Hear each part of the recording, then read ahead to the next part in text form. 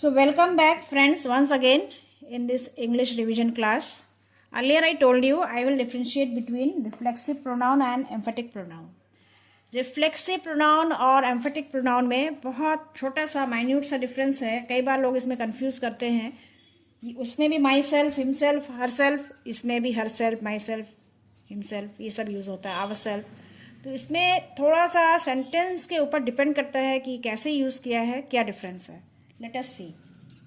First of all reflexive pronoun. Reflexive pronoun इसमें क्या होता है, the action done by the subject turns back और reflects upon the subject. Means जो भी कार्य किया गया है सब्जेक्ट के द्वारा, जिसने भी कार्य किया है वो उसी पर वापस बैक आता है. मतलब वो समझ में आता है कि उसने वो कार्य किया है, वो उसी के ऊपर वो कार्य आ रहा है, उसका इम्पैक्ट पड़ रहा है. ये आपको उदाहरण के द्वारा मैं समझाती हूँ. First of all like I write the sentence. He spoiled himself. Spoiled himself. उसने खुद को नष्ट किया. हो सकता है उसने पढ़ाई नहीं की, उसने गलत संगत कर लिया, इस तरह से वो बर्बाद हो गया, तो उसने स्वयं को किया. तो ये जो किया उसका असर किस पे आ रहा है, उस पर, खुद पर आ रहा है. तो यहाँ पर जो हिमसेल्फ है ये रिफ्लेक्सिव प्रोनाउन की तरह यूज हो रहा है. ठीक. नेक्स्ट, she looked, क्या लिख सकते हैं, looked, जैसे हमने लिख दिया at herself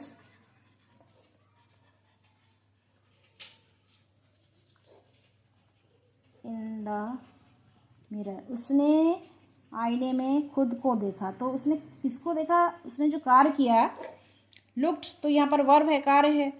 सब्जेक्ट यहाँ पर क्या है, ही, शी.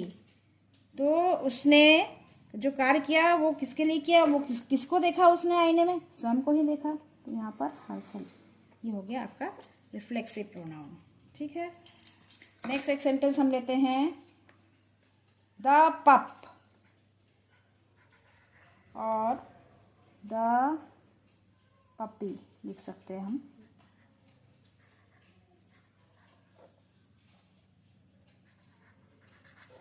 हर्ट इटसेल्फ, इसने खुद को ही, पिल्ले ने खुद को ही चोट पहुंचाई. किसको चोट पहुंचाई, स्वयं को. तो ये यहाँ पर इटसेल्फ, ये हो गया. Next is we arranged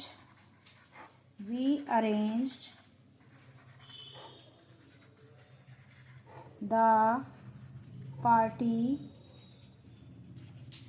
ourselves. हम लोगों ने पार्टी का अरेंजमेंट खुद ही किया. सब्जेक्ट यहाँ पर क्या है, वी. अरेंज किया, हमने कार्य किया, वर्ब है. और किसके लिए किया, हमने खुद के लिए ही किया, हमने स्वयं के लिए हमने पार्टी अरेंज किया. ourselves is reflexive pronoun over here. Next we can write like they are enjoying themselves.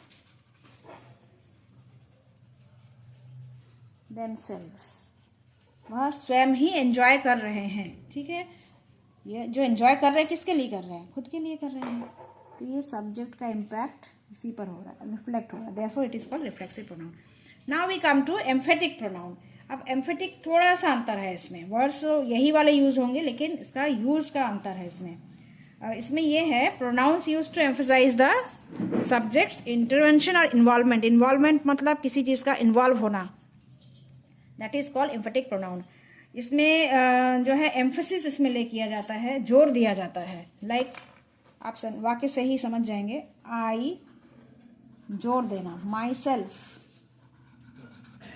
Will do it,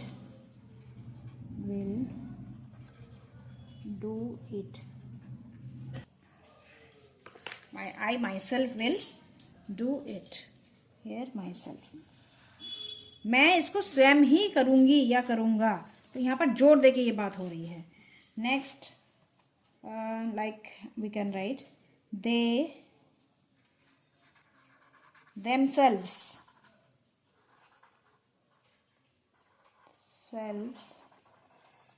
admitted their guilt. committed their guilt, उन्होंने अपना अपराध स्वयं स्वीकार किया, स्वयं ही किया, मतलब इसमें जोर दिया जा रहा है, ठीक है। तो इसमें themselves हो गया ये। नेक्स्ट इज थर्ड, एक हम लिख सकते हैं जैसे we ourselves will do it, हम स्वयं ही इसे करेंगे। हम जोत बोकर कह रहे हैं कि हम स्वयं ही इसे करेंगे, तो यहाँ पर ourselves हो गया आपका एम्फेटिक प्रोनाउन, ठीक है। 2 वाक्य और हम और ले लेते हैं। she herself says so, she herself says, वो स्वयं ही ऐसा कह रही है, तो यहाँ पर स्वयं ही ऐसा कह रही है, herself ये हो गया है, ठीक है। फिर एक और हम ले सकते हैं, एक सेंटेंस ले लेते हैं, you yourself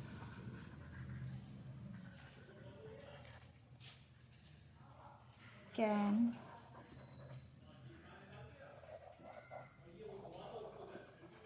explain it best, तुम स्वयं ही इसे अच्छे से समझा सकते हो या समझा सकती हो। तो यहाँ पर एम्फेसिस ले कर रहे हैं, जोर दे रहे हैं कि आप खुद ही इसको कर सकते हो। तो ये हमारा हो गया है सब्जेक्ट जो है वो ये स्वयं ही कर सकता है, तो यहाँ पर हो गया ये emphatic pronoun. Okay, now let us do some practice work.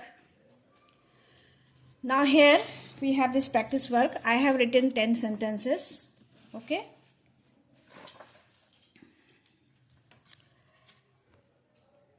I can do this work. तो इसमें क्या भरेंगे?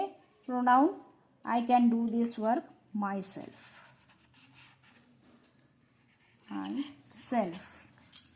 Then the wall fell down.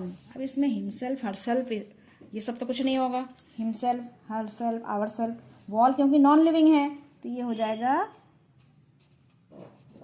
itself.